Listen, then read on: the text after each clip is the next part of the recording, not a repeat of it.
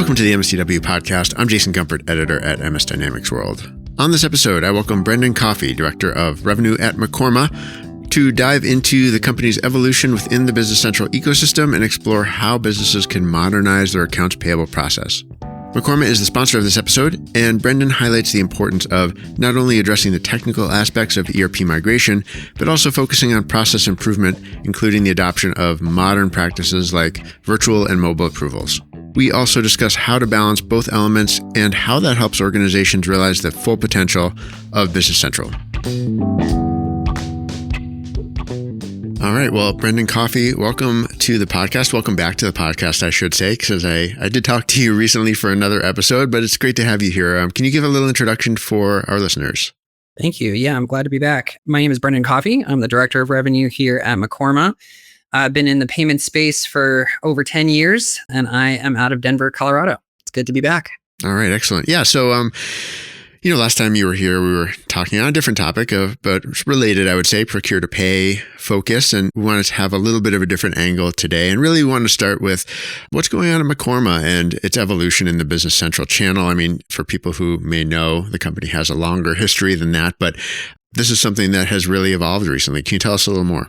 Yeah, absolutely. Mekorma has been a leader in the payments space for over 30 years, starting with Dynamics GP and kind of being a known name in that market and in the channel in check and automation software. As you mentioned, Jason, we have recently made a foray into the BC space following essentially our customers' kind of demands. As everybody knows, GP is going away and there's a broader audience that is looking for a more modern accounting system. So we've heard a lot. And so we decided to go ahead and get started offering the same types of solutions that we have in other accounting systems in the BC marketplace. We were very intentional about how we thought about Business Central because it is a different system. As most of the audience will know, there's a lot of substantial differences between it and, for example, GP, but other accounting systems. We're very intentional in looking at some of the same problems that we solve in other accounting systems and what the market has known us to be solving,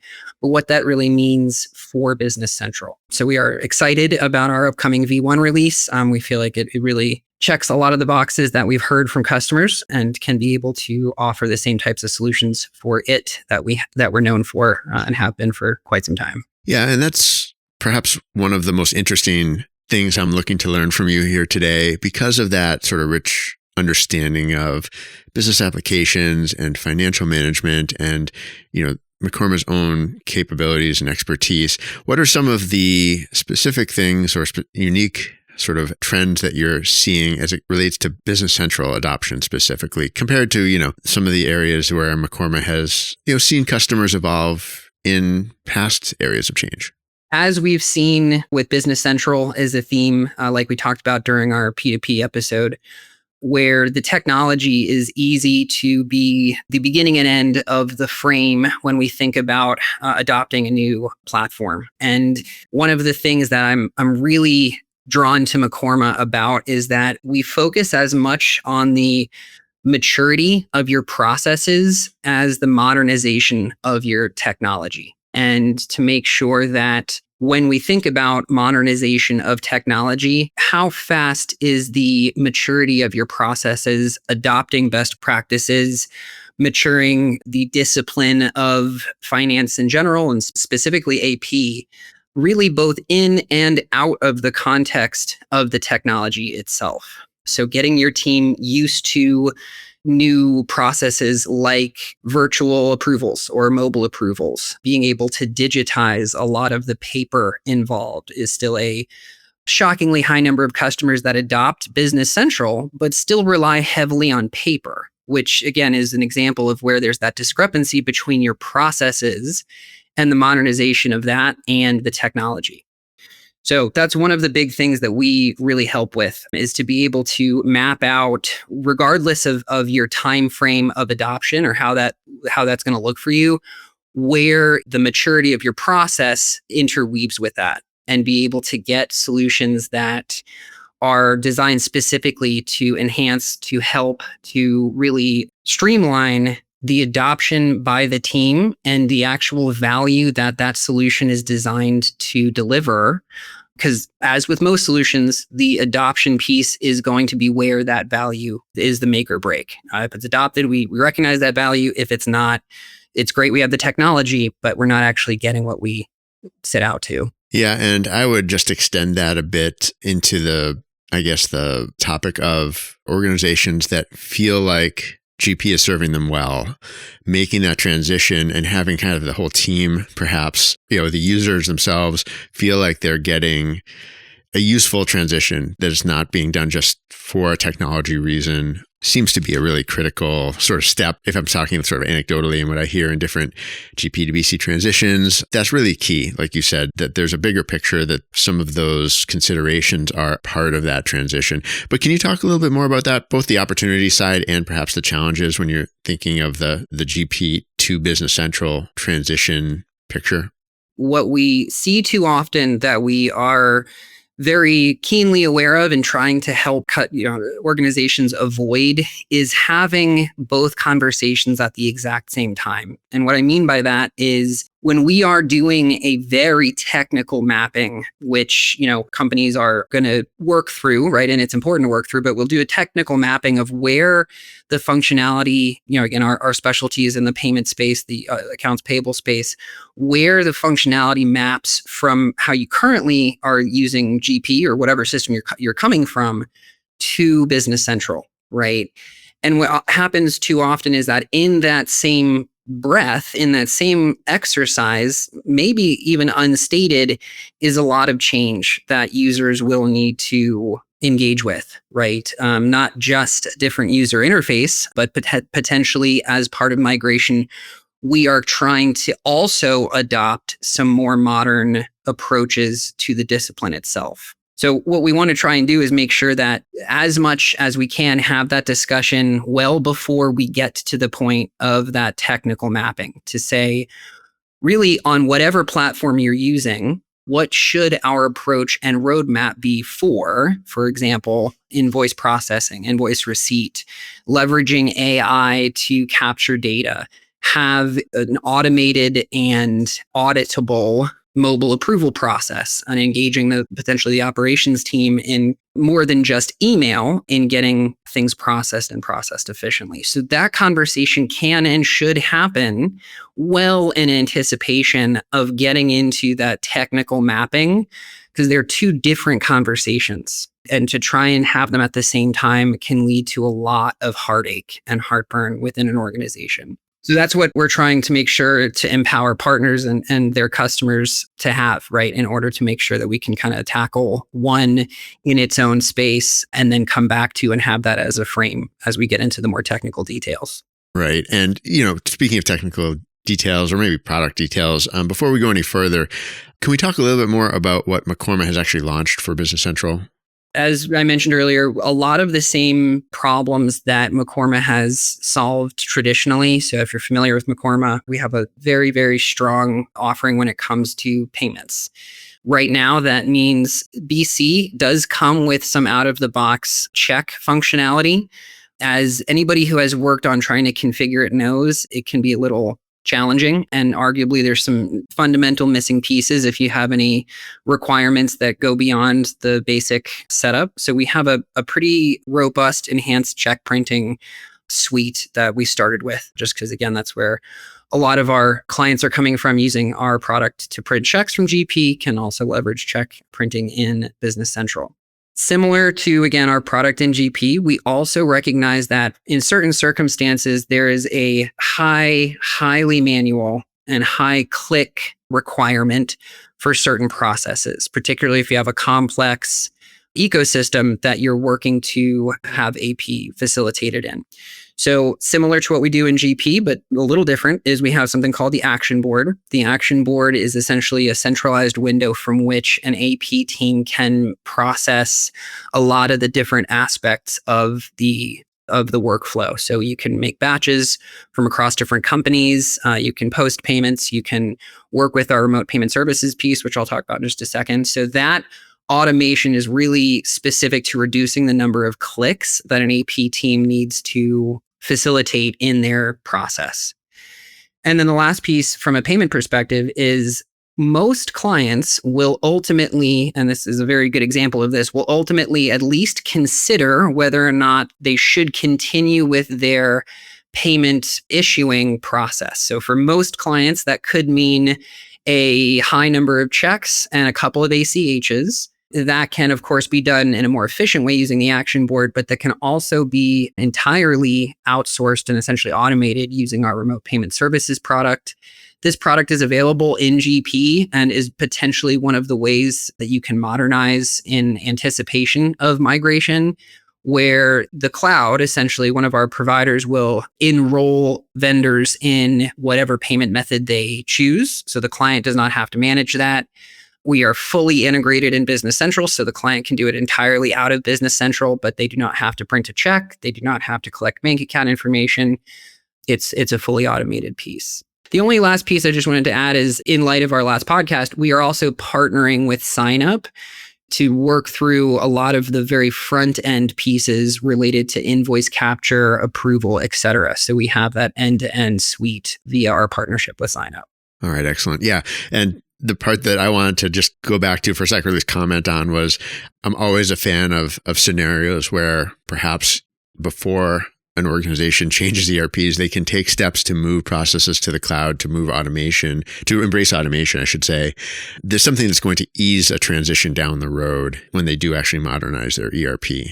That is specifically where a lot of our partners and customers are getting a lot of value today, is to say there are pieces and parts that we can help map out. And that really goes for whatever time frame you're on. As we know, everybody can fall in a couple of different buckets as far as their thoughts on migration, is to say, if you're ready to migrate tomorrow, we have steps you can take, right? If you have migration on the radar, but are having a hard time understanding kind of, again, where can I modernize? Where can I start to introduce some new approaches that will ultimately be the way we operate in a cloud ERP scenario? How can we adopt and embrace those now and get the team that is responsible for executing used to them in this current environment so that they can transition smoothly to a newer system? So that is precisely the roadmap that we want to make sure can ride along next to whatever the technical roadmap might look like. So two really specific examples of that, one being remote payment services. That's where you can get started on GP. You can start sending your payments to the cloud. It integrates the same way. You get your vendors all enrolled. You have your team used to the fact that, again, you don't necessarily have to print checks in-house.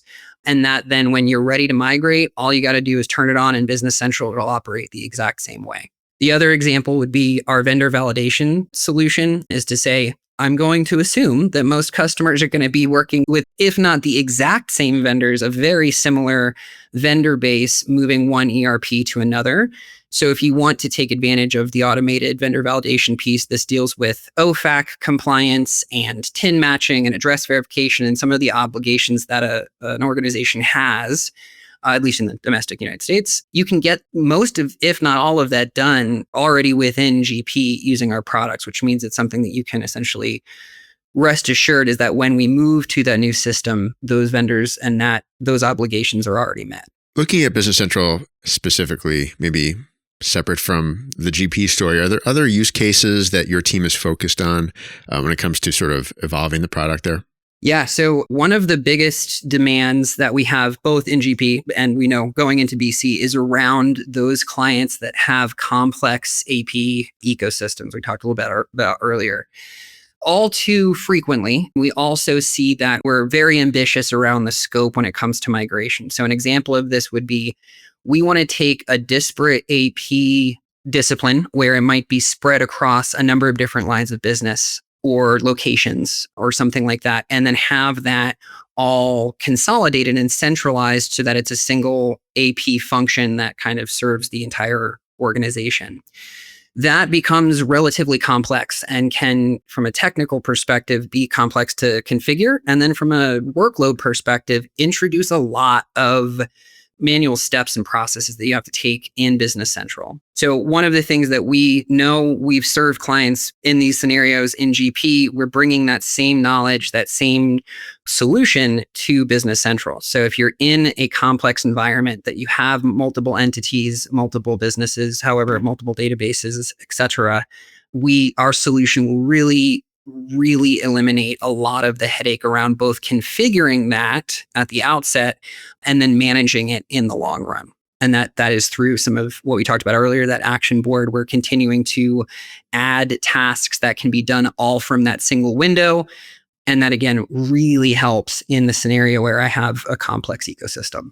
Yeah, and that really seems to line up with, I think, where Microsoft seems to be headed in terms of supporting more of these complex organizations and complex sort of financial management scenarios, I should say, with maybe bigger organizations, more complicated needs. So that certainly makes sense.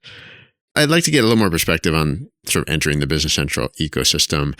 When you sort of look at where Mekorma is at now and all these efforts that you're talking about, did the team anticipate the approach that you have now? Were there any surprises? Were there any lessons learned that you can share about the experience? So I'll answer it on a personal level, and then I can answer from a Mekorma level, is to say I have, again, as mentioned, 10 years experience in payments.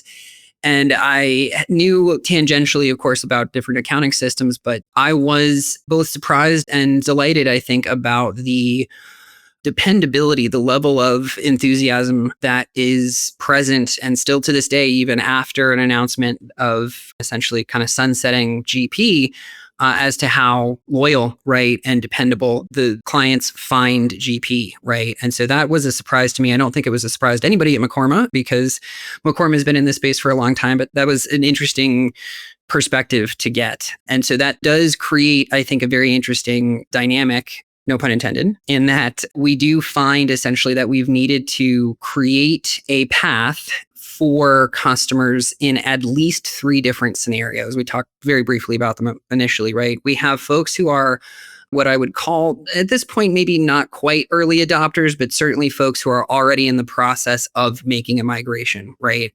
So we had to think about what are the features that they need right away, that if they're coming from another ecosystem, right? So that's where the check printing piece initially dropped. And then, of course, the remote payments piece. Then we had a conversation essentially about, okay, you have the customers who are not necessarily against migrating, but they very much, as you mentioned, have a investment. They're very used to the dependability, the functionality of GP, right? And how do we create a roadmap that it can address both the now, next, later for those folks?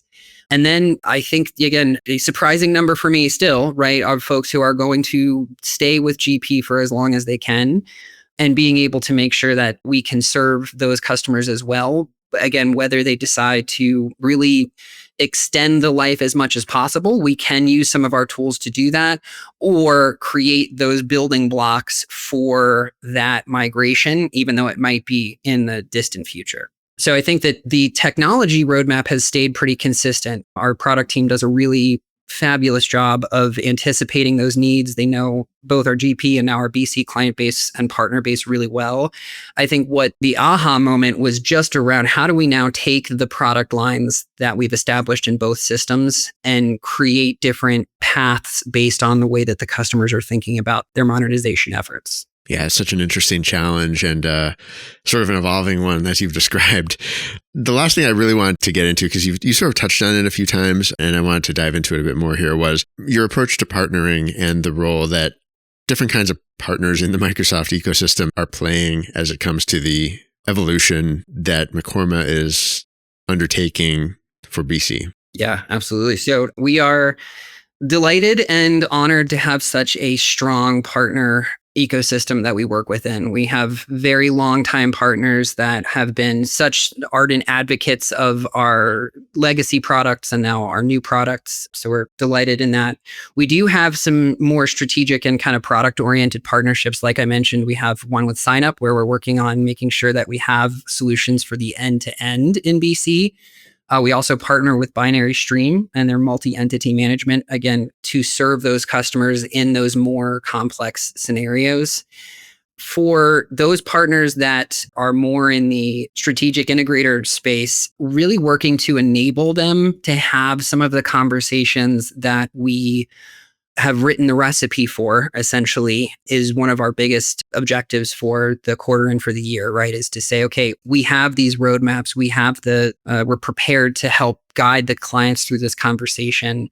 We have a lot of partners that we've worked with enabling to say, how can you have that conversation so that you can wrap it all into, when you get there, a migration conversation, so that that roadmap can include both that maturity and that modernization. So that's one of the things that we're delighted to currently work with and are happy to work with strategic integrators that have clients, again, in all three of those scenarios, and what tools and tips we have already developed so they don't have to come up with them themselves. All right. Makes sense. Yeah. I don't want to repeat myself here, but as I mentioned after the last point you made, it really is a kind of a complex environment that you work in, that Mekorma works in, and others in the Microsoft Biz Apps channel, I guess you'd say. But it sounds like really a lot of exciting things going on. Anything else you wanted to add before we wrap up? No, I appreciate the time. I think it's an extremely exciting time. I think that 2025 is going to be a big year, already has been a big year. Again, just for looking at, again, both the process and the technology behind a lot of things, but then specifically accounts payable. And we're very, very excited to be part of it. Yeah, I hope we learn more about what's coming in the product for Business Central as the year goes on. Perhaps we'll learn more about partnerships and maybe some customer successes. I think, like you said, I mean, this GP2BC story, for example, will continue to develop, and I think more and more companies will embark on it, right? Embark on that journey. So I hope we can talk again and learn more. Yeah, I can't wait. This has been another episode of the MSCW podcast. My thanks once again to Brendan Coffey for joining me. And this message from Mekorma: you can schedule a discovery call with a Mekorma expert today to discover how you can optimize your accounts payable process, tailor solutions to your unique business needs, and help you overcome current challenges. We'll have a link in the show notes. And that's it for this episode. If you want to get in touch with me, you can send me an email, jason@msdynamicsworld.com. For all of our updates, please do follow us on LinkedIn. Until next time, this is MS Dynamics World, signing off.